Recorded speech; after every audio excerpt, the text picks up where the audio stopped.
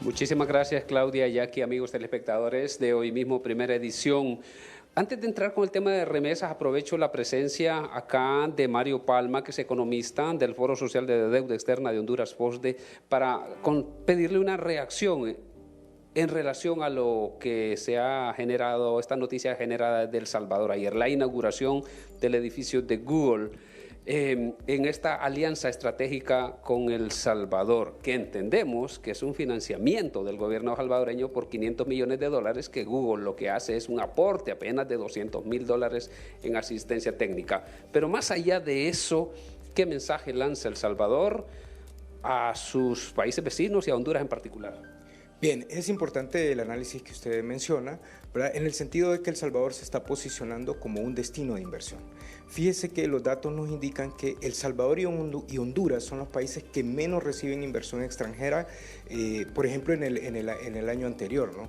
Por lo tanto, y si miramos El Salvador, en los últimos meses ha iniciado una campaña sistemática organizando actividades que posicionan a El Salvador como un destino de inversión, con sus temas de seguridad, organizando temas de belleza, organizando actividades deportivas, en este caso denotando que una de las principales empresas de tecnología y de información está en ellos. Eso lo que genera es como prestigio al país. Entonces es ahí en este caso lo que nosotros debemos hacer es observar qué está haciendo El Salvador, tomar nuestras precauciones. ¿Por qué?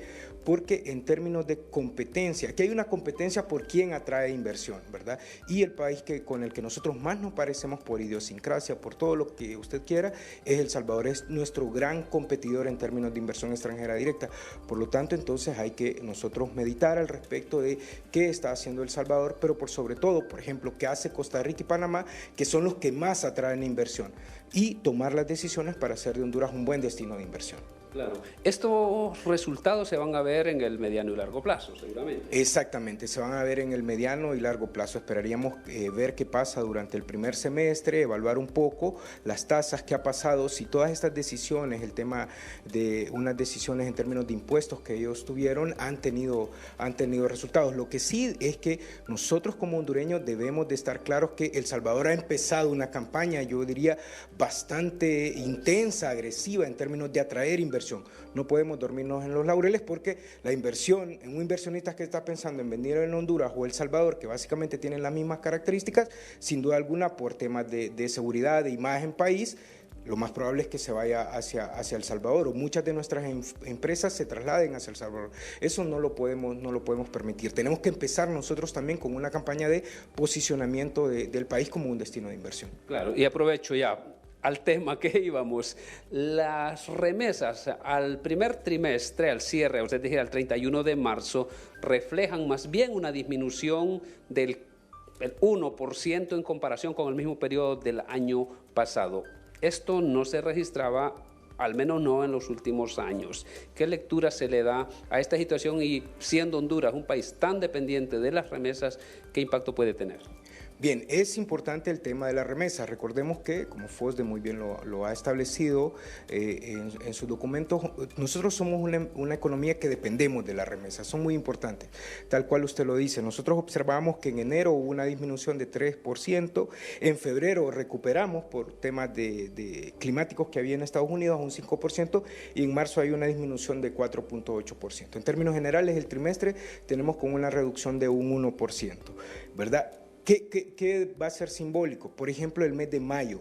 En Honduras las remesas tienen un alto componente de sentimiento, ¿verdad? Y lo que nos dicen es que año con año, el mes de mayo y en diciembre, por las épocas, lo que celebramos, Día de la Madre o Navidad, es cuando más remesas se reciben. En este caso, entonces, hay que evaluar qué va a pasar en mayo, ¿verdad? Y tomar decisiones que son importantes. ¿Por qué? Porque las remesas nos ayudan desde el punto de vista macroeconómico como país, porque son el principal rubro que tenemos de captación de divisas, en este caso de moneda extranjera, que el dólar, que es el tema de referencia, y esto nos ayuda en el mercado de divisas, a estabilizar la economía y todo.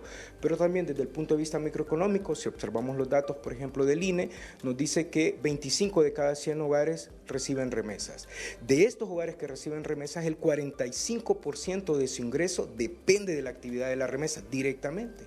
Y también, si observamos los indicadores en Honduras, las actividades que crecen son comercio y el tema de banca y servicios financieros. Y estos servicios están directamente relacionados al tema de remesas. ¿Por qué? Porque el 80% del ingreso que reciben los hogares se destina a consumo, se destina a alimentación, se destina a temas de salud. Es decir, las remesas para Honduras son muy importante. Basta con que miremos en qué crecemos y se va a dar cuenta usted que crecemos en actividades de comercio, centros comerciales, tiendas, ¿verdad? Es decir, dependemos mucho de las remesas para la dinámica económica del país. Gracias, muy amable. Mario Palma, economista del FOSDE. De hecho, las cifras, según el resumen ejecutivo semanal del Banco Central al 4 de abril, revelan que el 51.6% de las divisas captadas en lo que va del año hasta esa fecha son precisamente por ingresos de divisas. Es más de la mitad de lo que se ha captado por exportaciones de café, banano, camarón, etc.